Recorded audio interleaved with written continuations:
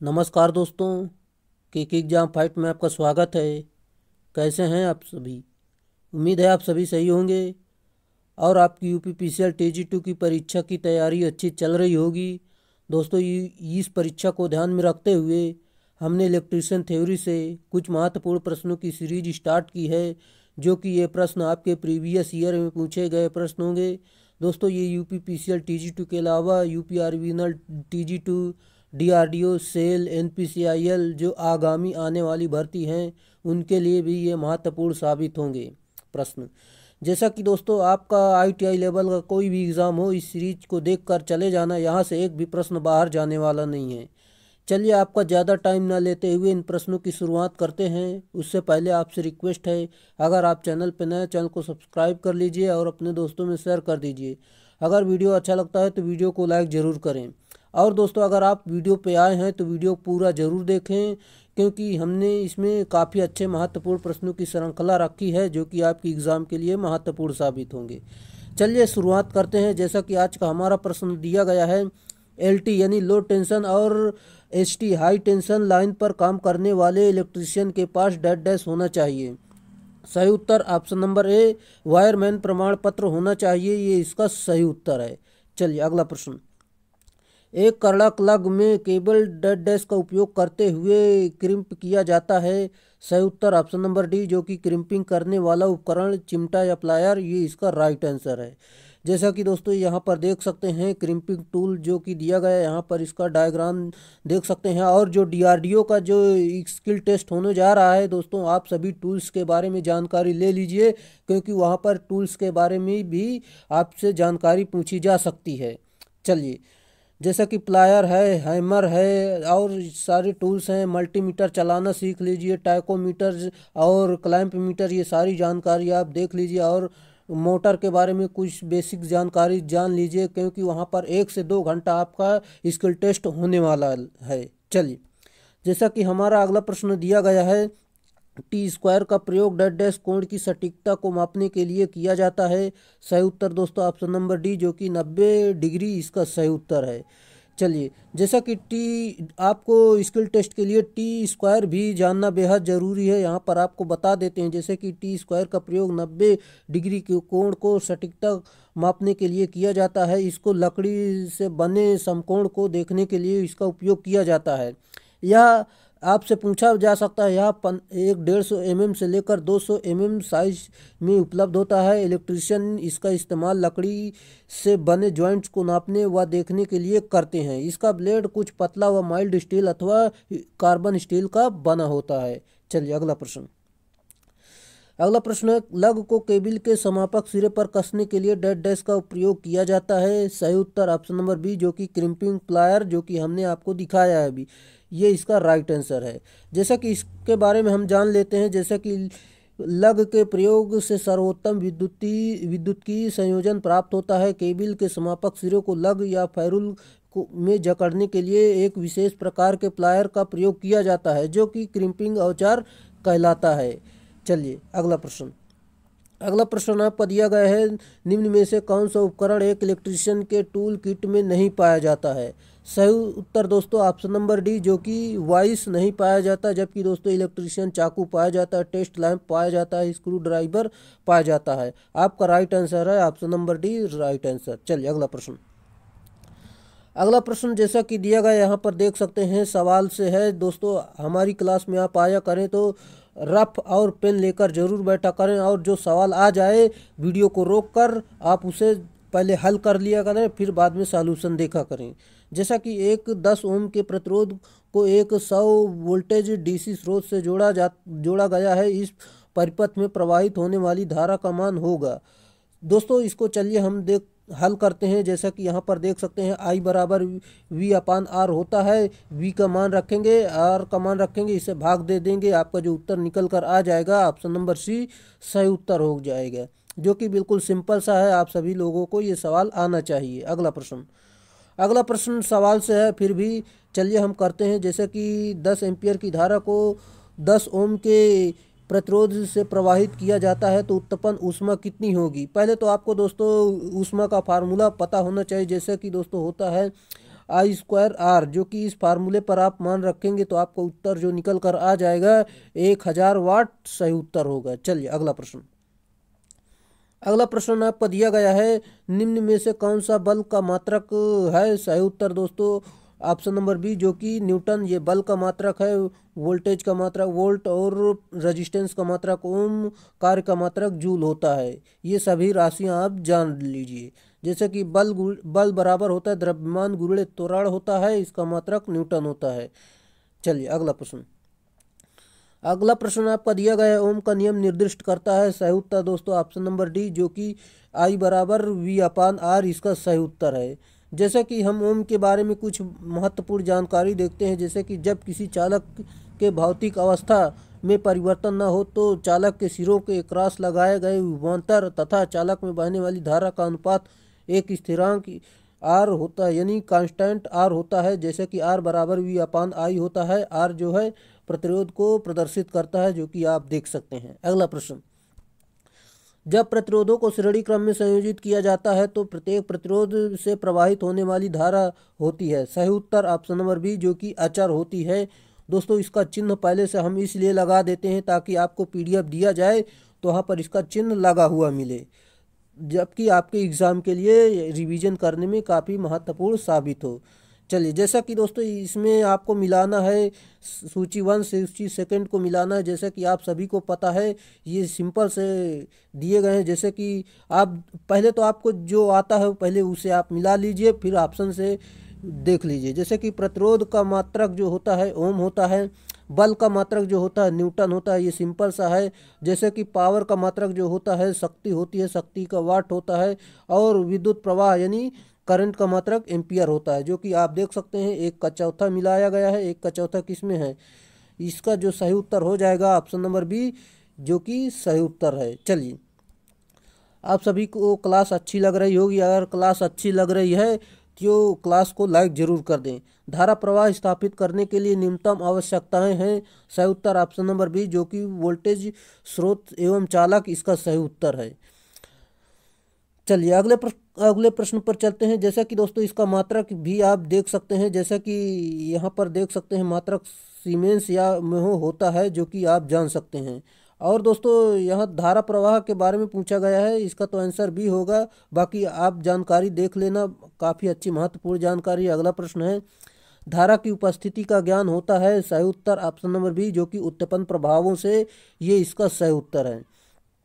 जैसा कि किसी तत्व के पदार्थ में से इलेक्ट्रॉन्स का प्रवाह विद्युत धारा कहलाता है। विद्युत धारा का मात्रक एम्पियर होता है, जो कि आप सभी को पता होगा। जैसा कि 4 समान 6 वोल्ट लैंप के जो श्रृंखला में हैं और 24 वोल्ट DC से लगा है, यदि उनमें से एक लैंप में आंतरिक शॉर्ट सर्किट हो जाती है तो क्या होगा? सही उत्तर दोस्तों ऑप्शन नंबर ए, जो कि कोई लैंप ग्लो नहीं करेगा, जो कि इसका सही उत्तर होगा। चलिए, जैसा कि आप जान सकते हैं सीरीज में लैंप एक अगर ख़राब हो जाएगा तो आपका लैंप कोई भी नहीं जलेगा, जबकि समांतर में जलते ही हैं। अगला प्रश्न। जैसा कि हम अगले प्रश्न पर चलते हैं, आपका अगला प्रश्न दिया गया है, फ्लोरीनेटेड तरल पदार्थ संश्लेषित तरल पदार्थों के समान होते हैं, इनका उपयोग डैश में होता है। सही उत्तर ऑप्शन नंबर डी, जो कि ट्रांसफार्मर, इसका राइट आंसर है। अगला प्रश्न आपको दिया गया है। जैसा कि आप जान सकते हैं एनामिल वार्निश की एक पतली परत के साथ लेपित तांबे की तारों को डैश कहा जाता है। सही उत्तर ऑप्शन नंबर डी, जो कि सुपर एनामिल्ड तार, इसका सही उत्तर है। बाकी हम यहाँ पर जानकारी देखते हैं। जैसा कि दोस्तों एनामिल वार्निश की एक पतली परत के साथ लेपित तांबे के तारों को सुपर एनामिल्ड तार कहा जाता है। एनील्ड किया हुआ तांबे का चालक सामान्यतः आकार में गोल व लंबाई के लिए होता है। ये निम्न प्रकार के होते हैं। जैसा कि दोस्तों आपको स्किल टेस्ट देने जाना है, जैसा कि तो आपको वायर के बारे में पूरी जानकारी आपको होनी चाहिए। वहाँ पर वायर के बारे में भी जानकारी पूछता है और वहाँ से उससे संबंधित जोड़ जो होते हैं, टी जोड़ है, मैरिट जोड़ है, ट्विस्ट जोड़ है, ये सारी जोड़ के बारे में भी आपको जानकारी होना चाहिए। बाकी देख सकते हैं जैसे कि सुपर इनेमल तांबा तार, यहाँ पर ये पूरी जानकारी आप देख लीजिए। हम अगले प्रश्न पर चलते हैं। पायरोमीटर शीत में तापक तत्व और स्पार्किंग प्लगों के लिए निम्नलिखित में से कौन से अवरोधी का उपयोग किया जाता है? सही उत्तर ऑप्शन नंबर बी जो कि क्वार्ट्ज यानी सिलिका इसका सही उत्तर है। जैसा कि क्वार्ट्ज सिलिका एवं ऑक्सीजन के कंपाउंड होता है। फाइबर प्लग विद्युत का अच्छा कुचालक होता है। इसकी डाई इलेक्ट्रिक स्ट्रेंथ उच्च होती है। चलिए अगला प्रश्न। अगला प्रश्न आपका दिया गया है, निम्नलिखित में से कौन सी एक ठोस इंसुलेटिंग सामग्री है? सही उत्तर ऑप्शन नंबर बी जो कि रबर इसका सही उत्तर है। बाकी जानकारी आप देख सकते हैं। जैसा कि अगला प्रश्न दिया गया है, इनमें से कौन सी संश्लिष्ट रोधक यानी सिंथेटिक इंसुलेटिंग सामग्री है? Right answer option number D जो कि बेकेलाइट या लाख तेल ये इसका सही उत्तर है। चलिए अगला प्रश्न आपका दिया गया है, जैसा कि आप जान सकते हैं, जब एक तार या पदार्थ के एक टुकड़े को एक परिपथ में प्रतिरोध उत्पन्न करने के लिए एक घटक के रूप में प्रयोग किया जाता है तो इसे डैश डैश कहा जाता है। सही उत्तर ऑप्शन नंबर ए जो कि रजिस्टर यानी प्रतिरोध कहते हैं। जैसा कि हम इसमें जान लेते हैं, किसी परिपथ में प्रतिरोध उत्पन्न करने के लिए घटक के रूप में प्रयोग किया जाता है प्रतिरोध कहलाता है। इसका मात्रक ओम होता है। जैसे कि कैपेसिटर वोल्टेज परिवर्तन का विरोध करता है, इंडक्टर धारा परिवर्तन का विरोध करता है। अगला प्रश्न आपका दिया गया है, जैसे कि बैटरी ईएमएफ जो एक मेष में दक्षिणावर्त दिशा में करंट के प्रवाह करने का कारण बनता है उसे डेड डैश के रूप में जाना चाहिए। सही उत्तर है दोस्तों ऑप्शन नंबर डी जो कि धनात्मक ईएमएफ इसका सही उत्तर है। जैसा कि आप यहाँ पर जान सकते हैं, यहाँ पर डायग्राम द्वारा समझ सकते हैं। जैसे कि हम आपको बता देते हैं, बैटरी ईएमएफ जो एक हमेशा मेष में दक्षिणावर्त दिशा में धारा का प्रवाह कारण बनता है उसे धनात्मक ईएमएफ के रूप में जाना जाता है। जो वार्मावर्त यानी एंटी क्लॉकवाइज दिशा में धारा का प्रवाह का कारण बनता है उसे ऋणात्मक ईएमएफ के रूप में जाना जाता है। जैसे कि डायग्राम द्वारा आप समझ सकते हैं। अगला प्रश्न, डीसी परिपथ यानी डीसी सर्किट में ऊर्जा डेड डैश के गुणनफल के बराबर होता है। सही उत्तर ऑप्शन नंबर सी जो कि वोल्टेज और करंट ये इसका सही उत्तर है। जैसे कि ई बराबर वी आई फार्मूला भी आप जान सकते हैं। अगला प्रश्न, एक निश्चित तापमान के बाद प्रति डिग्री सेंटीग्रेड तापमान वृद्धि के साथ प्रतिरोधक के प्रतिरोध में वृद्धि को डेड डैश कहा जाता है। सही उत्तर ऑप्शन नंबर बी जो कि प्रतिरोधक का तापमान गुणांक इसका सही उत्तर है।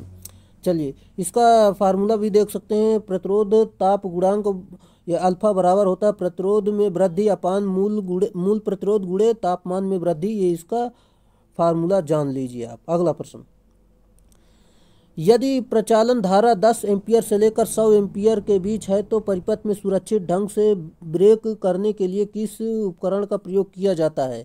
सिंपल सा है, आप सभी को पता होगा। ऑप्शन नंबर बी एमसीसीबी इसका सही उत्तर है। जैसा कि हम इसमें जान लेते हैं, एमसीसीबी किसे कहते हैं। जैसे कि मोल्डेड केस सर्किट ब्रेकर इसका पूरा नाम होता है। इसका उपयोग इसमें किया जाता है। अगला प्रश्न, किसी फ्यूज का फ्यूजिंग एलिमेंट डेड डैश से बना होता है। सही उत्तर ऑप्शन नंबर ए जो कि तांबे से बना होता है। ये इसका सही उत्तर है। जैसा कि फ्यूज के बारे में हम थोड़ी जानकारी देखते हैं। जैसे कि फ्यूज एक सुरक्षा उपकरण अवयव होता है। इसे श्रेणी क्रम में लगाया जाता है। फ्यूज की रेटिंग एम्पियर में होती है और फ्यूज का उच्च चालकता तथा कम गलनांक का गुणांक होना चाहिए। अगला प्रश्न, सॉरी दोस्तों, एमपीसीबी का पूरा नाम क्या है? सही उत्तर ऑप्शन नंबर सी जो कि मोटर प्रोटेक्शन सर्किट ब्रेकर इसका सही उत्तर है।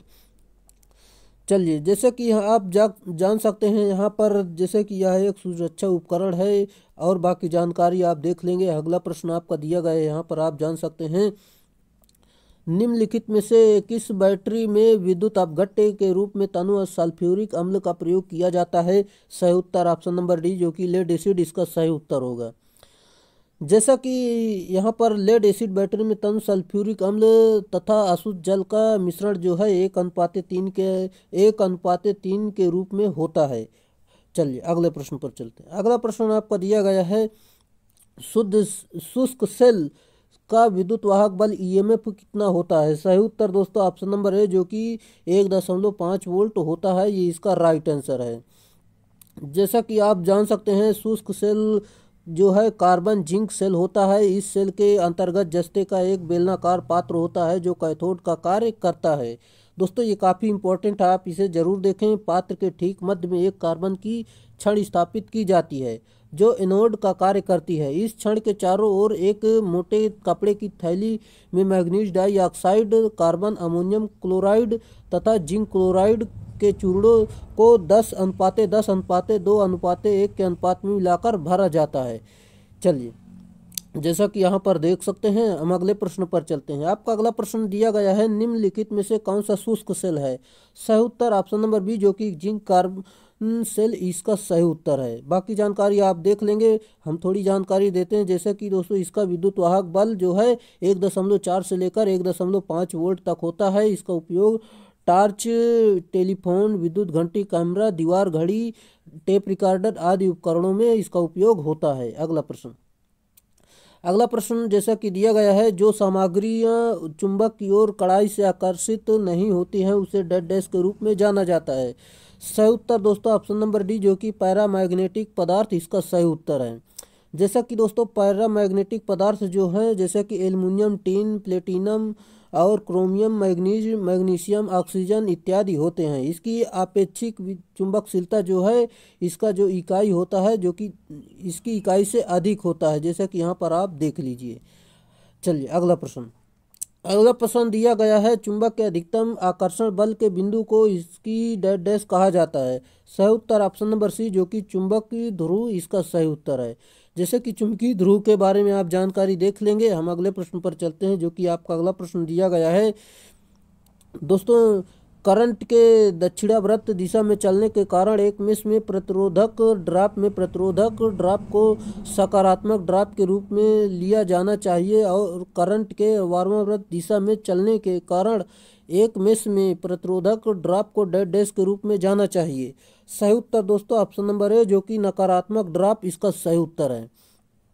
जैसा कि हम इसमें देखते हैं, जैसे कि करंट दक्षिणावर्त दिशा में चलने के कारण एक मेष में प्रतिरोधक ड्रॉप को सकारात्मक ड्रॉप के रूप में लिया जाना चाहिए, और करंट वामावर्त दिशा में चलने के कारण एक मेष में प्रतिरोधक ड्रॉप को नकारात्मक ड्रॉप के रूप में लिया जाना चाहिए, जिससे मेष में केवीएल लागू हो और उस मेष की धारा को बड़ी मानकर केवीएल लगाना चाहिए। जो कि आप देख सकते हैं, काफ़ी इंपॉर्टेंट व्याख्या थी, आप जरूर देखें इसे। जैसे कि यदि निर्वाहक को दाहिने हाथ में रखा जाता है तो अंगूठा करंट के प्रवाह की दिशा को दर्शाता है, और उंगलियां चुंबकीय फ्लक्स की दिशा को दर्शाता है, तो इसे डेड डैश के रूप में जाना जाता है। सही उत्तर दोस्तों ऑप्शन नंबर बी, जो कि कार्क स्क्रू का नियम ये है, ये इसका सही उत्तर है। जैसा कि दोस्तों, इसे पेंच कसने के नियम, जैसे पेंच कसते हैं, ये नियम वहाँ पर लगता है। अगला प्रश्न दिया गया, यदि सी धारिता वाले किसी संधारित्र का आवेश क्यों हो तो संधारित्र की ऊष्मा कितनी होगी, मतलब संधारित्र की ऊर्जा होगी। सही उत्तर दोस्तों ऑप्शन नंबर ए, जो कि 1/2 Q²/C, ये इसका सही उत्तर होगा। जो कि आप जान सकते हैं, इसकी इकाई जो होती है फैराड होती है। चलिए, अगला प्रश्न, नीचे दिए गए संधारित्रों की समतुल्य धारिता क्या है? सिंपल सा है, सभी को आपको जोड़ लेना है, जिसका फार्मूला होता है 1/C इक्विवेलेंट बराबर 1/C1 प्लस 1/C2, ऐसे जोड़ लेंगे, इसका मान रख देंगे तो आपका जो उत्तर निकल कर आ जाएगा, यहाँ पर देख सकते हैं ऑप्शन नंबर ए डी, जो कि 4 इसका सही उत्तर है। सी बराबर दोस्तों यहाँ पर आपका 4 दिया गया है, यहाँ पर देख लेना, आप कंफ्यूज मत होना। चलिए, सिंपल सा आप सभी को जोड़ लेंगे, आपका जो उत्तर निकल कर आ जाएगा, यहाँ से 4 को 4 काट देंगे, 1 आ जाएगा। अगला प्रश्न, 1 फैरेड बराबर होता है, सही उत्तर ऑप्शन नंबर ए, जो कि कूलाम प्रति वोल्ट इसका सही उत्तर है। इसका फार्मूला भी जान सकते हैं आप। अगला प्रश्न दिया गया है, 100 वाट 200 वोल्टेज लैंप के प्रतिरोध होता है, सही उत्तर ऑप्शन नंबर सी, जो कि 400 ओम। यहाँ पर देख सकते हैं R बराबर V² होता है, इसमें V का मान रखेंगे, इसमें P का मान भाग दे देंगे, आपका जो उत्तर होगा निकल कर आ जाएगा। अगला प्रश्न, 2 ओम और 3 ओम के दो प्रतिरोध समांतर में लगे हैं, तो इनका परिणामी प्रतिरोध क्या होगा? सिंपल सा फार्मूला हो तो वही फार्मूले पर रखेंगे, आपको मान फार्मूले पर रखना है, जो कि हल कर लेंगे तो आपका उत्तर जो निकल कर आ जाएगा 6/5 इसका सही उत्तर होगा। चलिए, अगला प्रश्न दिया गया है आपका दोस्तों, ये सवाल आपके एग्ज़ाम में पूछे जाते हैं, जो कि देख सकते हैं हर एग्ज़ाम में ये पूछे गए हैं। भारत में हमारे घरों में सप्लाई की जाने वाली विद्युत प्रत्यावर्ती धारा होती है, जिसकी आवृत्ति होती है सही उत्तर ऑप्शन नंबर सी जो कि 50 हर्ट्ज इसका सही उत्तर है। जबकि विदेशों में जैसे अमेरिका वगैरह में वहाँ पर 60 हर्ट्ज होती है। फेरेड का निम्नलिखित की इकाई है, सिंपल सा है, आप सभी को पता होगा। धारिता होती है, कार्य का मात्रक जूल होता है, बल का मात्रक न्यूटन होता है, जो कि आप जान सकते हैं। अगला प्रश्न, प्रत्यावर्ती धारा उत्पादक इस सिद्धांत पर कार्य करता है। सही उत्तर ऑप्शन नंबर बी जो कि फैराडे के नियम पर यह कार्य करता है। आपको फैराडे के नियम के बारे में जानकारी होनी चाहिए, जैसे कि हम आपको बता देते हैं। जब किसी परिपथ में या कुंडली से संलग्न चुंबकीय फ्लक्स में परिवर्तन होता है, उसे परिपथ या कुंडली में विद्युत वाहक बल प्रेरित होता है। जैसा कि दूसरा नियम दिया गया, किसी परिपथ में कुंडली में प्रेरित विद्युत वाहक बल का परिमाण फ्लक्स परिवर्तन की दर के समानुपाती होता है। अगला प्रश्न, अगला प्रश्न आपको दिया गया, जैसा कि आप जान सकते हैं यहाँ पर स्रोत से भार तक अधिकतम शक्ति हस्तांतरण कब होता है। सही उत्तर दोस्तों जैसा कि आप यहाँ पर जान सकते हैं ऑप्शन नंबर बी जो कि जब स्रोत प्रतिरोध लोड प्रतिरोध के बराबर होती है, ये इसका सही उत्तर है, जैसा कि देख सकते हैं यहाँ पर। अगला प्रश्न, अगला प्रश्न दिया गया है, किसी जैव अक्रिय आगत देने पर तंत्र की प्रतिक्रिया डैश डैश प्रतिक्रिया कहलाती है। सही उत्तर ऑप्शन नंबर है जो कि आवृत्ति इसका सही उत्तर होगा। अगला प्रश्न, अगला प्रश्न दिया गया है, जैसा कि दिए गए चित्र में किस प्रकार की अर्थिंग दर्शाई गई है। आपको देखकर बताना है कि ये कौन सी अर्थिंग है। चलिए हम आपको बता देते हैं, जैसे कि दोस्तों ये प्लेट अर्थिंग है, आप सभी को दिख रहा होगा, ये प्लेट लगी है यहाँ पर। अगला प्रश्न, अगला प्रश्न दिया गया है, अर्धचालक डैश डैश को पृथ्वी में प्रेषित करने के लिए पथ उपलब्ध करता है। सही उत्तर ऑप्शन नंबर है जो कि लीकेज धारा इसका सही उत्तर है। जैसा कि दोस्तों यह उपकरण की लीकेज धारा से सुरक्षा प्रदान करता है। उपकरण पर कार्य कर रहे व्यक्ति को झटकों से अर्थ का चालक से बचाता है ये। अगला प्रश्न, घरेलू वायरिंग में अर्थ लाइन के लिए प्रयुक्त तार तांबे का न्यूनतम आकार डैश डैश होना चाहिए। सही उत्तर ऑप्शन नंबर बी जो कि 2 mm² होना चाहिए, इसका सही उत्तर है। जैसे कि मानव शरीर की जल में भीगी हुई त्वचा का प्रतिरोध होता है। सही उत्तर ऑप्शन नंबर बी जो कि 1 किलो ओम होता है, ये इसका सही उत्तर है। जैसा कि हम जान सकते हैं यहाँ पर मानव शरीर में जल से भीगी हुई त्वचा का प्रतिरोध 1 किलो ओम होता है। यह मानव शरीर 3 मिली एम्पियर से लेकर 9 मिली एम्पियर तक की ही धारा का झटका एक बार सह सकता है, बाकी इससे ऊपर नहीं सह सकता। अगला प्रश्न, पाइप भू संयोजन गैल्वेनाइज्ड आयरन पाइप का न्यूनतम व्यास होना चाहिए। सही उत्तर ऑप्शन नंबर डी जो कि 38 mm होना चाहिए, इसका सही उत्तर है। अगला प्रश्न, अगला प्रश्न दिया गया, जैसा कि पी टाइप अर्धचालक का उत्पादन करने के लिए निम्नलिखित में से किसका उपयोग किया जाता है। सही उत्तर ऑप्शन नंबर बी जो कि त्रिसंयोजी पदार्थ को शुद्ध जर्मेनियम क्रिस्टल में मिलाकर, ये इसका सही उत्तर है। जैसा कि हम इसमें जान लेते हैं, पी टाइप बाह्य अर्धचालक बनाने के लिए शुद्ध अर्धचालक जर्मेनियम अथवा सिलिकॉन में त्रिसंयोजी अशुद्धि जैसे कि बोरान, एल्युमिनियम इत्यादि मिलाया जाता है। एन टाइप में आप देख सकते हैं जैसे कि पंच संयोजी अशुद्धि मिलाई जाती है इसमें। अगला प्रश्न, दोस्तों अगर वीडियो अच्छा लग रहा है वीडियो को जरूर लाइक करें, और अगर आप आज पहली बार चैनल पे नए हैं तो चैनल को सब्सक्राइब जरूर कर लें। जैसा कि दोस्तों हमने बहुत सारी इसके भाग अपलोड करके रखे हैं, अगर आपने उन्हें नहीं देखा है तो उन्हें ज़रूर देखें, क्योंकि दोस्तों कोई ऐसा प्रश्न नहीं है जो कि एक वीडियो से दूसरे वीडियो में रिपीट हो रहा हो, इसलिए आपको सारी वीडियो ज़रूर देखनी है, तभी आपको पूरा इलेक्ट्रिशियन कवर हो जाएगा। दोस्तों यहाँ से एक भी प्रश्न बाहर जाने वाला नहीं है, कोई भी आप एग्ज़ाम दे लेना, यहाँ से एक भी प्रश्न आपका बाहर नहीं जाएगा।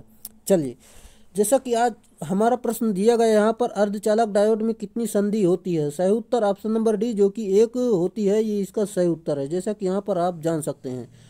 अगला प्रश्न, डायोड के संदर्भ में पीआईवी का पूरा नाम क्या है। सिंपल सा है, आप सभी को पता होगा, पीक इनवर्स वोल्टेज, ही इसका सही उत्तर है। जैसा कि डायोड एक अर्धचालक डिवाइस होती है जो कि अर्धचालक पदार्थ से बनी होती है। जब डायोड का एक दृष्टकारी के रूप में प्रयोग करते हैं तो पीआईवी यानी पीक इनवर्स वोल्टेज रिवर्स वोल्टता का अधिकतम मान होता है, जो कि डायोड के रिवर्स बायस होने पर इनपुट चक्र के शीर्ष पर होता है। चलिए अगला प्रश्न, जीनर डायोड का मुख्य कार्य क्या है? सही उत्तर ऑप्शन नंबर बी, जो कि आउटपुट वोल्टता को स्थिर रखना है, ये इसका सही उत्तर होगा। अगला प्रश्न दिया गया, एक पूर्ण तरंग दृष्टिकारी के चार डायोड के मतलब एक दृष्टिकारी में डायोड के चारों ओर शीर्ष उत्क्रम विभव दो डायोड से निर्मित होता है और एक केंद्र टेम्प्ट परिणामित्र ब्रिज रेक्टिफायर के डेड डैश है। सही उत्तर ऑप्शन नंबर डी, जो कि दुगना, इसका सही उत्तर होगा। बाकी जानकारी आप देख सकते हैं। हम अगले प्रश्न पर चलते हैं। आपका अगला प्रश्न दिया गया है, एक पूर्ण तरंग दृष्टिकारी का तुल्यकालिक डीसी निर्गत विभव पर एक अर्ध तरंग दृष्टिकारी का तुल्यकालिक डीसी निर्गत विभव क्या होगा? सही उत्तर ऑप्शन नंबर डी, जो कि दुगना होगा, जैसा कि यहाँ पर आप जान सकते हैं। यहाँ पर डायग्राम द्वारा आप समझ सकते हैं। हम अगले प्रश्न पर चलते हैं, जो कि आपका अगला प्रश्न दिया गया है, कॉमन इमीटर विन्यास में उत्सर्जक प्रतिरोधक का प्रयोग किया जाता है के लिए? सही उत्तर ऑप्शन नंबर बी, जो कि स्थिरता, इसका सही उत्तर है। जैसा कि आप जान सकते हैं, कॉमन इमीटर ट्रांजिस्टर परिपथों में इमीटर टर्मिनल प्रायः भूसंपर्कित रहता है और इनपुट टर्मिनल बेस तथा एमीटर होते हैं एवं आउटपुट टर्मिनल कलेक्टर तथा एमीटर होते हैं, जो कि आप जान सकते हैं। अगला प्रश्न, एक एनपीएन ट्रांजिस्टर में लीकेज विद्युत प्रवाह का कारण होती है। सही उत्तर ऑप्शन नंबर सी, जो कि संग्राहकता से आधार की ओर छिद्र के कारण, ये इसका सही उत्तर है। जैसा कि यहाँ पर आप जान सकते हैं, यहाँ पर इसका फार्मूला भी आप देख लेंगे। अगला प्रश्न आपका दिया गया है, एक ट्रांजिस्टर एम्पलीफायर का फॉरवर्ड धारा प्रवर्धन फैक्टर डेड डैश के साथ आउटपुट धारा तथा इनपुट धारा का अनुपात होता है। सही उत्तर ऑप्शन नंबर डी, जो कि आउटपुट लघु परिपथ, इसका सही उत्तर होगा। अगला प्रश्न, निम्नलिखित में से कॉमन कलेक्टर एम्पलीफायर का गुण क्या है? सही उत्तर ऑप्शन नंबर डी, जो कि उच्च इनपुट प्रतिबाधा, इसका सही उत्तर होगा। अगला प्रश्न, IC 555 डेड डैश के लिए उपयुक्त होता है। सही उत्तर ऑप्शन नंबर डी, जो कि 2 लीटर बनाना, इसका सही उत्तर है। चलिए अगले प्रश्न जाने से पहले यहाँ पर देखते हैं, जैसा कि दोस्तों IC जो 555 का एक टाइमर युक्ति है, जो कि टाइमर डिवाइस है। यह मोनोस्टेबल तथा स्टेबल दोनों प्रकार की प्रचालित होती है। इसका प्रयोग 2 लीटर बनाने में इसका प्रयोग किया जाता है। IC में सक्रिय यानी एक्टिव तथा निष्क्रिय यानी पैसिव घटक कंपोनेंट एक ही अर्धचालक यानी सेमीकंडक्टर क्रिस्टल पर बनाए जाते हैं, जो कि IC में सिलिकॉन की क्रिस्टल चिप होती है। अगला प्रश्न, पावर ट्रांजिस्टरों के साथ ऊष्मा अभिगम डेड डैश द्वारा लगाया जाता है। सही उत्तर ऑप्शन नंबर बी, जो कि बंधन विधि, इसका सही उत्तर होगा। जैसा कि हम इसमें देख सकते हैं, हीट सिंक पावर ट्रांजिस्टर में उत्पन्न हुई हीट में जलने से बचाता है। यह करंट कंट्रोल डिवाइस होती है। इसका प्रयोग प्रवर्धक, 2 लीटर मॉड्यूलेटर, नियंत्रक तथा स्विच के रूप में इसका प्रयोग किया जाता है। अगला प्रश्न, क्लास सी प्रवर्धक में कलेक्टर करंट डेड डैश के लिए प्रवाहित होता है। सही उत्तर ऑप्शन नंबर ए, जो कि आधी से कम इनपुट साइकिल, इसका सही उत्तर होगा। जैसा कि दोस्तों यहाँ पर ए के बारे में देख सकते हैं, बी के बारे में पूरी जानकारी यहाँ पर दी गई है, आप जान लेना। ये दोस्तों सवाल आपकी एग्जाम में बनते हैं, यहाँ से स्किप मत करना, इसे आप जरूर पढ़ना। अगला प्रश्न आपका दिया गया है, विद्युतीय युक्ति जिसमें थारिस्टर और ट्रांजिस्टर के संयुक्त गुण पाए जाते हैं वो हैं। सही उत्तर ऑप्शन नंबर डी, जो कि GTO, इसका सही उत्तर होगा। चलिए अगला प्रश्न, वह युक्ति जिसमें ऋणात्मक प्रतिरोध क्षेत्र पाया जाता है। सही उत्तर ऑप्शन नंबर डी, जो कि UJT, इसका सही उत्तर होगा। चलिए UJT जो है N प्रारूपी सिलिकॉन अर्धचालक पर एक PN संधि से निर्मित होती है। जैसा कि दोस्तों यहाँ पर देख सकते हैं, B1 से लेकर B2 के बीच प्रतिरोध जो है 4.7 किलो ओम से लेकर 9.1 किलो ओम तक होता है। इसका प्रयोग जो है SCR में ट्रिगरिंग सर्किट में, ऑसिलेटर और सर्किट में लैंचिंग सर्किट में किया जाता है, जैसा कि आप जान सकते हैं यहाँ पर। अगला प्रश्न, एक UJT यूनि जंक्शन ट्रांजिस्टर में डेड डैश टर्मिनल होते हैं। सही उत्तर ऑप्शन नंबर सी, जो कि 3 टर्मिनल होते हैं, जो कि आप देख सकते हैं यहाँ पर, जान लीजिए। जैसे कि यहाँ पर दिया गया है पूरी जानकारी, ये देख लेना। अगला प्रश्न दिया गया है जैसा कि कौन सा लॉजिक गेट दोनों इनपुट उच्च होने पर जीरो आउटपुट दर्शाता है। सिंपल सा है, आप सभी को पता होगा, नैंड गेट, ये इसका राइट आंसर है। जैसा कि दोस्तों यह एंड तथा नॉट लॉजिक गेट का संयुक्त रूप होता है। इसकी सत्यता सारणी जो है एंड गेट के सत्य सारणी के पूरक आउटपुट जीरो प्रदान करने वाली होती है। अगला प्रश्न, बाइनरी प्रणाली में प्रयुक्त किए जाने वाले दशमिक अंक हैं। सही उत्तर ऑप्शन नंबर सी जो कि 01 इसका सही उत्तर होगा। अगला प्रश्न, IC 7400 को इन्वर्टर के रूप में प्रयोग किया जाता है। इसमें कितने नॉट लॉजिक परिपथ उपलब्ध होते हैं। सही उत्तर ऑप्शन नंबर बी जो कि 4 इसका सही उत्तर होगा। अगला प्रश्न, वह कौन सा लॉजिक गेट है जिसमें दोनों इनपुट संकेत उच्च होने पर आउटपुट उच्च प्राप्त होता है। सही उत्तर ऑप्शन बी जो कि एंड गेट इसका सही उत्तर है। जैसा कि दोस्तों इसकी सत्यता सारणी देख लीजिए, 0 0 देंगे तो आउटपुट में आपका 0 प्राप्त होगा, और 0 1 देंगे तो आउटपुट में 0 प्राप्त होगा, 0 1 0 देंगे 0 और 1 1 देंगे तो तब आपको आउटपुट में 1 प्राप्त होगा। अगले प्रश्न जाने से पहले दोस्तों आपको हम बताना चाहेंगे, जैसे कि आपको इस वीडियो की PDF चाहिए तो ये टेलीग्राम चैनल ज्वाइन कर सकते हैं, यहाँ पर इसकी PDF दे दी जाएगी। चलिए अगले प्रश्न पर। अगला प्रश्न आपका दिया गया यहाँ पर देख सकते हैं, जो कि एक 15 वाट क्षमता के सोल्डरिंग आयरन को निरंतरता परीक्षण के लिए टेस्ट लैंप के श्रेणी में संयोजित किया जाता है तो लैंप प्रकाशित नहीं होता है, तो परंतु लैंप की पैड्स पर स्पार्क पैदा होता है। इसका कारण क्या है। सही उत्तर ऑप्शन नंबर सी जो कि सीरीज लैंप की वाटेज अधिक है, ये इसका राइट आंसर है। चलिए बाकी हम अगले प्रश्न पर चलते हैं, जैसे कि NE कोड के अनुसार न्यूट्रल लाइन के लिए केबल का रंग होना चाहिए। सही उत्तर होगा ऑप्शन नंबर सी जो कि काला होना चाहिए। अर्थ के लिए हरा होना चाहिए। RYB जो है रेड, ब्लू और येलो जो होते हैं वो फेज के लिए होते हैं। जैसा कि दोस्तों इसमें अधिकतम शक्ति जो है 3000 वाट तक होती है। अगला प्रश्न, चित्र में दर्शाए गए टर्मिनल M1 तथा M2 को आपस में अंतः परिवर्तित कर दिया जाए तो क्या होगा। सही उत्तर आपका हो जाएगा, जैसा कि आप देख सकते हैं, मीटर उल्टी दिशा में गति करने लगेगा, ये इसका सही उत्तर होगा। चलिए अगला प्रश्न, सरफेस कंड्यूट वायरिंग में सैंडल के बीच की दूरी डेड डैश से अधिक नहीं होनी चाहिए। सही उत्तर ऑप्शन नंबर सी जो कि 1 मीटर से अधिक दूरी नहीं होनी चाहिए। अगला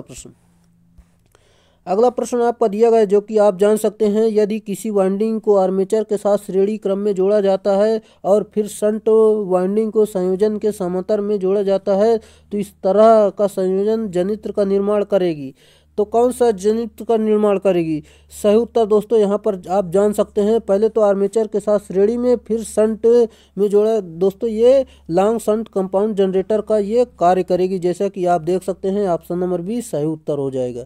अगला प्रश्न आपका हो जाएगा, जैसा कि आप देख लीजिए, एक DC जनरेटर डेड डैश के सिद्धांत पर कार्य करता है। सही उत्तर ऑप्शन नंबर डी जो कि विद्युत चुम्बकीय प्रेरण के सिद्धांत पर यह कार्य करता है। DC जनरेटर में उत्पन्न विद्युत वाहक बल की दिशा फ्लेमिंग के दाएं हाथ के नियम से ज्ञात करते हैं और DC जनरेटर डायनामिक इंस्टीट्यूट यानी EMF के सिद्धांत पर कार्य करता है। अगला प्रश्न, DC आर्मेचर कुंडलन डेड डैश कोटियों का होता है। सही उत्तर ऑप्शन नंबर डी जो कि लैप और तरंग इसका सही उत्तर होगा। जैसा कि आप सभी को पता होगा, लैप वाइंडिंग में धारा का मान लैप वाइंडिंग में जो होता है धारा का मान उच्च होता है और वोल्टेज का मान निम्न होता है। ये दोस्तों ये पॉइंट आपको याद रखना जरूरी है, क्योंकि दोस्तों यहाँ पर कन्फ्यूजन काफ़ी ज़्यादा होता है। और वेव वाइंडिंग में जो होता है दोस्तों धारा का मान निम्न और वोल्टेज का मान उच्च होता है, जैसे कि A बराबर हमेशा 2 होता है। और यहाँ पर लैप में समांतर पथों की संख्या और पोल्स की संख्या इसमें बराबर होती है, जो कि दोस्तों इसे आप जानना बेहद आपको जरूरी है। DC जनरेटर के भार संतृप्ति विशेषताएं निम्न के बीच का संबंध प्रदान करती है। सही उत्तर ऑप्शन नंबर बी जो कि V और IF इसका सही उत्तर होगा। चलिए, जैसा कि आप फ्लक्स प्रति ध्रुव तथा क्षेत्र एम्पियर वर्तन प्रति ध्रुव के संबंध में प्रदर्शित करने वाला चुंबकत्व वक्र संतृप्त वक्र कहलाता है। अगला प्रश्न आपका दिया गया जो कि आप जान सकते हैं, DC जनरेटर में लव हानियों के अंतर्गत निम्नलिखित आती है। सही उत्तर ऑप्शन नंबर सी जो कि शैथिल और भार धारा हानि इसका सही उत्तर होगा। जैसा कि दोस्तों हिस्टैरिसीस हानि के बारे में देख सकते हैं, भंवर धारा हानि के बारे में पूरी जानकारी देख लीजिएगा। ये इसके फार्मूले हैं। अगला प्रश्न आपका दिया गया है, डीसी मशीन की दक्षता में वृद्धि की जा सकती है। सही उत्तर ऑप्शन नंबर ए, जो कि हानियाँ घटा कर के बढ़ाया जा सकता है, ये इसका सही उत्तर है।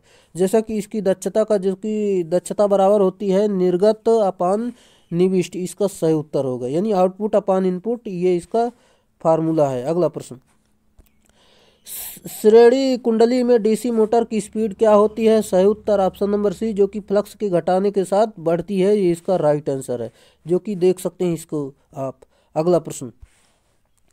अगला प्रश्न आपका दिया गया है, किसी शंट मोटर के सप्लाई टर्मिनल को विपरीत कर दिया जाए तो मोटर पर क्या प्रभाव पड़ेगा? सिंपल सा, आप सभी को पता होगा, या समान दिशा में चलेगी, इसका राइट आंसर है।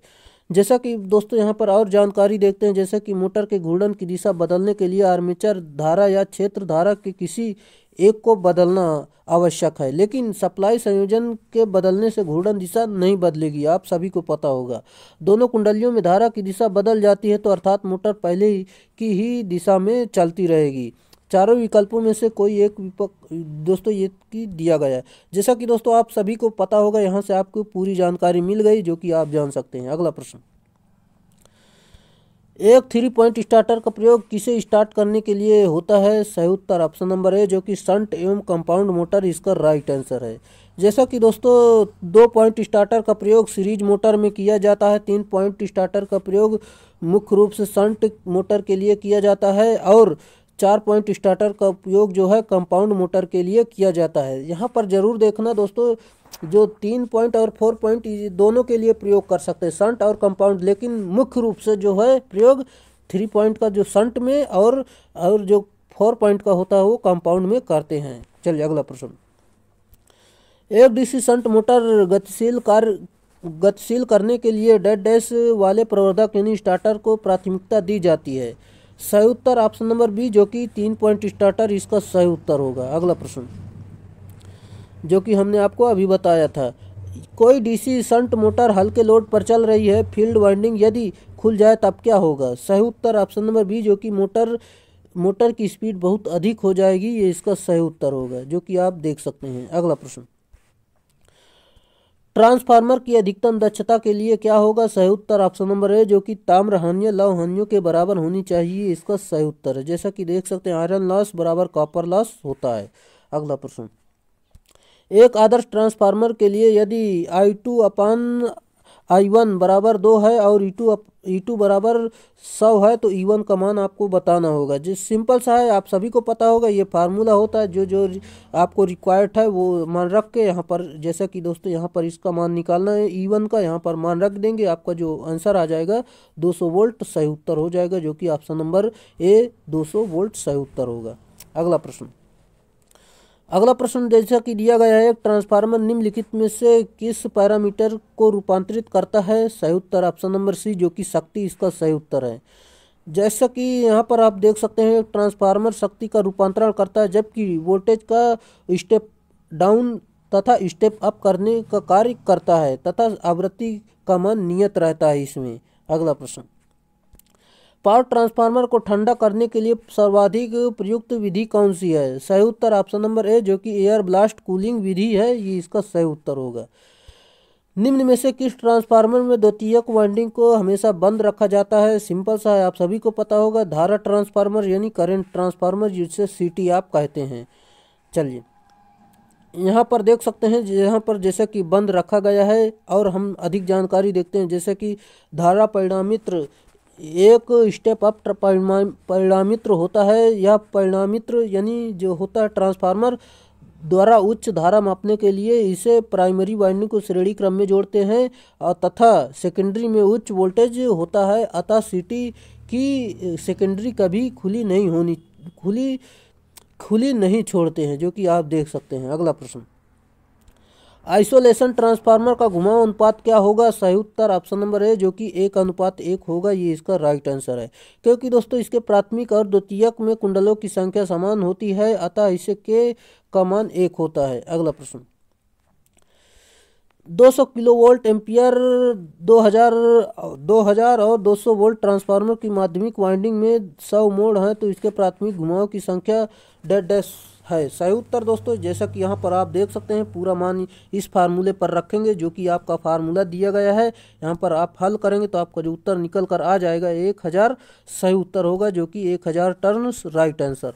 अगला प्रश्न, अगला प्रश्न आपको बताना, जैसे कि आपको दिया गया यहाँ पर पहला पॉइंट लगता है कट गया है, चलिए इसे छोड़ देते हैं। यहाँ पर एक पॉइंट कट गया है, कोई बात नहीं, यहाँ पर हम इसकी व्याख्या से बता देते हैं। जैसे कि दोस्तों 250 वोल्ट से अधिक के वोल्ट संस्थापन के लिए स्विच बोर्ड के स्विच का मान, स्विच के स्थान की चौड़ाई जो है 75 सेंटीमीटर से 75 सेंटीमीटर हो। स्विच बोर्ड के दोनों ओर एक पैसेज वे होगा जिसकी ऊंचाई जो है 1.8 मीटर होगी। अगला प्रश्न, फेज की संख्या चाहे जो भी हो, फील्ड टाइप के अल्टरनेटर में कितने स्लिप प्रयुक्त किए जाते हैं? सही उत्तर ऑप्शन नंबर बी, जो कि 2 प्रयोग किए जाते हैं।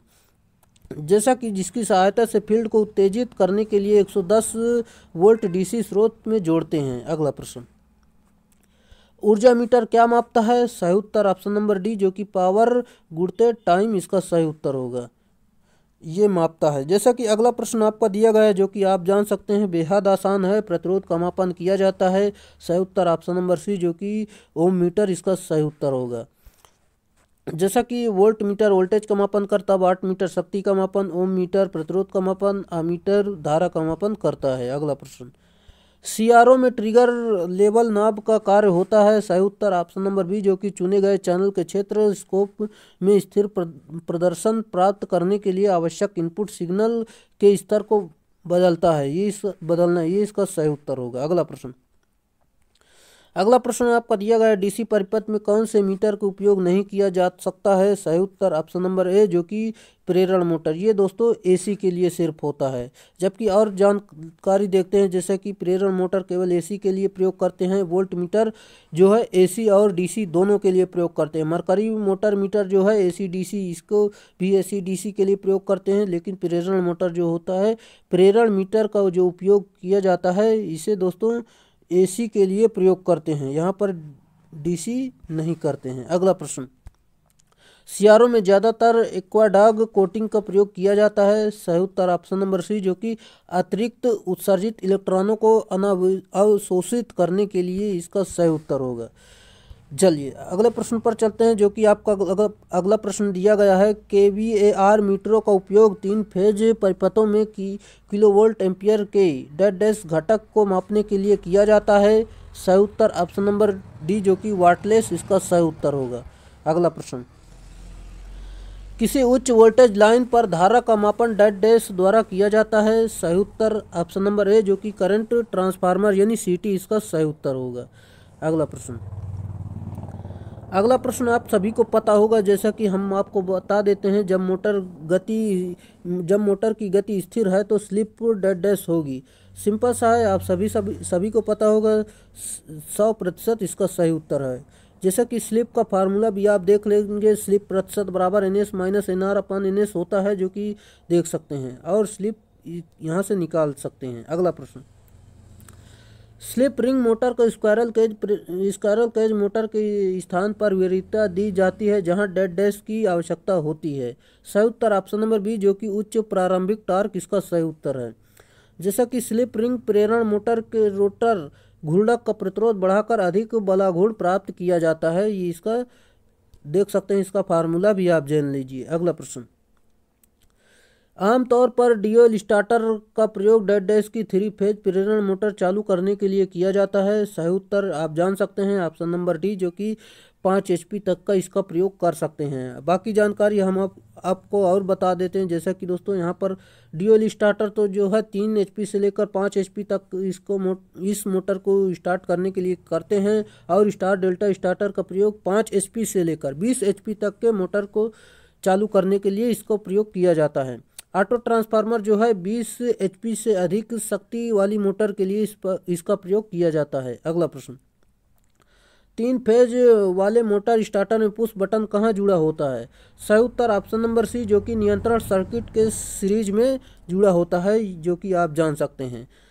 पुश बटन या ड्यूल स्टार्टर को कम शक्ति की मोटर 5 HP तक के लिए इसका प्रयोग किया जाता है। अगला प्रश्न, प्रेरण मोटर के रोटर और स्टेटर डेड डैश के बने होते हैं। आप सभी को पता होगा, लेमिनेटेड कोर के बने होते हैं। अगला प्रश्न, एक स्लिप रिंग प्रेरण मोटर डेड डैश है। सही उत्तर ऑप्शन नंबर ए, जो कि में उच्च तांबा हानि होती है, ये इसका सही उत्तर है।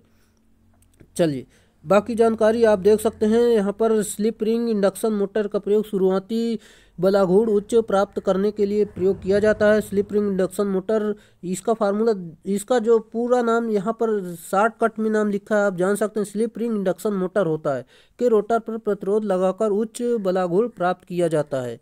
अगला प्रश्न, अगला प्रश्न दिया गया है, यदि 6 पोल इंडक्शन मोटर की स्टेटर की आपूर्ति 50 हर्ट्ज है और रोटर की आवृत्ति 2 हर्ट्ज है तो स्लिप की प्रतिशतता क्या होगी। सही उत्तर आप सभी को पता होगा। आप फार्मूले पर मान रखेंगे, जैसे कि देख सकते हैं, रोटर फ्रीक्वेंसी बराबर स्टेटर गुणे स्टेटर फ्रीक्वेंसी, जो कि देख सकते हैं। इस पर फार्मूले पर मान रखेंगे तो आपका जो उत्तर निकल कर आ जाएगा 4%, इसका सही उत्तर होगा। चलिए, 4% आपका राइट आंसर है, जो कि आपका सही उत्तर होगा। अगला प्रश्न, अगले प्रश्न पर चलते हैं, जो कि आपका अगला प्रश्न दिया गया है। एक घूमता हुआ 2 किलोवाट 230 वोल्ट और 50 हर्ट्ज इंडक्शन मोटर में 0.7 लैगिंग पावर फैक्टर और 60% की दक्षता और मोटर द्वारा लिया गया करंट कितना होगा। सिंपल सा फार्मूला होता है, दक्षता बराबर देख सकते हैं यहाँ पर मान रखेंगे, जो कि आपका उत्तर यहाँ पर निकल कर आ जाएगा। यहाँ पर पूरा मान रख के आपको हल करना पड़ेगा, तभी आपका आंसर आएगा, जो कि 20.4 एम्पियर सही उत्तर होगा। अगला प्रश्न, अगला प्रश्न जो कि आपका दिया गया, यहाँ पर जान सकते हैं आप, निम्न में से कौन सा मोटर सिंगल फेज AC या DC पावर स्रोत पर चल सकता है। Right answer option number A, जो कि यूनिवर्सल, ये AC और DC दोनों पर कार्य करता है, जो कि आप देख सकते हैं। यह दिक् परिवर्तक दिष्टधारा सीरीज मोटर है। यूनिवर्सल मोटर सीरीज मतलब श्रेणी कुंडली तथा उच्च प्रारंभिक बलाघूर्ण वाली होती है। यूनिवर्सल मोटर की गति को सामान्यतः गियर ट्रेन का प्रयोग करके कम की जाती है। अगला प्रश्न, अगला प्रश्न आपका दिया गया, जो कि आप देख सकते हैं। आप यहाँ पर सिंगल फेज मोटर की स्टेटर एक लेमिनेटेड आयरन कोर के ऊपर 2 वाइंडिंग होते हैं। यह 2 वाइंडिंग लंबवत रूप से लगे हुए हैं। इनमें से एक मुख्य वाइंडिंग और दूसरा है। सही उत्तर दोस्तों ऑप्शन नंबर डी, जो कि ऑक्सिलरी वाइंडिंग यानी सहायक वाइंडिंग, इसका सही उत्तर होगा। बाकी ऑक्सिलरी वाइंडिंग और रनिंग वाइंडिंग के बारे में आप देख सकते हैं। अगला प्रश्न आपका दिया गया है, एक प्रत्यावर्तक की वाइंडिंग के वितरण में संदर्भ के पिच गुणक डेड डैश में प्रेरित EMF का अनुपात क्या होगा। सही उत्तर ऑप्शन नंबर ए, जो कि शॉर्ट पिच वाइंडिंग और फुल पिच वाइंडिंग, इसका सही उत्तर होगा। यहाँ पर इसका फार्मूला भी देख सकते हैं आप। अगला प्रश्न, 3 फेज प्रत्यावर्तक 1000 RPM की गति से संचालित होने पर प्रति फेज 2000 वोल्ट उत्तेज उत्पन्न करता है। उसी क्षेत्र उत्तेजन के साथ यदि इसे 2000 RPM पर संचालित किया जाता है तो प्रति फेज उत्पन्न वोल्टेज कितना होगा। फार्मूला दिया गया है, आपको फार्मूले पर मान रखेंगे, जैसा कि देख सकते हैं आप। फार्मूले पर मान रखेंगे तो आपका उत्तर जो निकल कर आ जाएगा 4000 वोल्ट सही उत्तर होगा। अगला प्रश्न, अगला प्रश्न आपका दिया गया है, जो कि आप देख सकते हैं। एक प्रत्यावर्तक की दक्षता डेड डैश में निर्दिष्ट होती है। सही उत्तर ऑप्शन नंबर है, जो कि किलोवोल्ट एम्पियर, इसका सही उत्तर होगा। अगला प्रश्न, उस अधिकतम टार्क को क्या कहा जाता है जो एक तुल्यकालिक मोटर स्थिर अवस्था में रेटेड वोल्टेज और आवृत्ति पर रोटर की किसी भी कोणीय स्थिति में विकसित होता है। सही उत्तर ऑप्शन नंबर है, जो कि लॉक्ड रोटर टॉर्क, इसका सही उत्तर होगा। अगला प्रश्न, अगला प्रश्न आपका दिया गया है, जो कि आप देख सकते हैं। आप यहाँ पर दिया गया है, यदि स्टेटर MMF घूर्णक फ्लक्स की तरह समान गति में घूमता है तो स्टेटर यानी MMF और घूर्णक फ्लक्स के बीच की सापेक्ष गति क्या होगी। आप सभी को पता होगा, जो कि 0 होगी, ये इसका सही उत्तर होगा। अगला प्रश्न, तुल्यकालिक मोटर में प्रारंभिक टार्क और रनिंग टार्क के बीच का अनुपात क्या है। सही उत्तर ऑप्शन नंबर डी, जो कि 0 है, ये इसका सही उत्तर होगा। अगला प्रश्न, सभी समतलों में कैंडल शक्ति के औसत को डेड डैश के रूप में जाना जाता है। सही उत्तर ऑप्शन नंबर बी, जो कि MHSCP औसत औसत यानी औसत अर्धभार गोलाकार कंडल शक्ति जो कि दिया गया है, आप देख सकते हैं। अगला प्रश्न, इसका फार्मूला भी आप देख लेना। हम अगले प्रश्न पर चलते हैं, जो कि आपका अगला प्रश्न दिया गया है। निम्नलिखित में से कौन सा समीकरण ल्यूमिनस फ्लक्स की इकाई ल्यूमेन को परिभाषित करता है? सही उत्तर ऑप्शन नंबर बी, जो कि ल्यूमेंस बराबर कंडल शक्ति गुणे ठोस कोण, इसका सही उत्तर होगा, जो कि आप देख सकते हैं। अगला प्रश्न दिया गया है। डेड डैश सभी स्थानों में सभी दिशाओं में मोमबत्ती की शक्तियों का औसत मूल्य है। सही उत्तर ऑप्शन नंबर डी, जो कि गोलाकार कंडल पावर का औसत मूल्य, इसका सही उत्तर होगा। अगला प्रश्न आपका दिया गया है। सतह के किसी बिंदु पर रोशनी ल्यूमिनस फ्लक्स द्वारा नॉर्मल के साथ बनाए जाने वाले कोण के कोसाइन के डेड डैश हैं। सही उत्तर ऑप्शन नंबर बी, जो कि सीधे अनुपातिक, ये इसका सही उत्तर होगा, जो कि आप देख सकते हैं। इसे दीप्त या तृतीय नियम या लैम्बर्ट का कोज्जा नियम भी कहते हैं, जो कि आप देख लीजिएगा।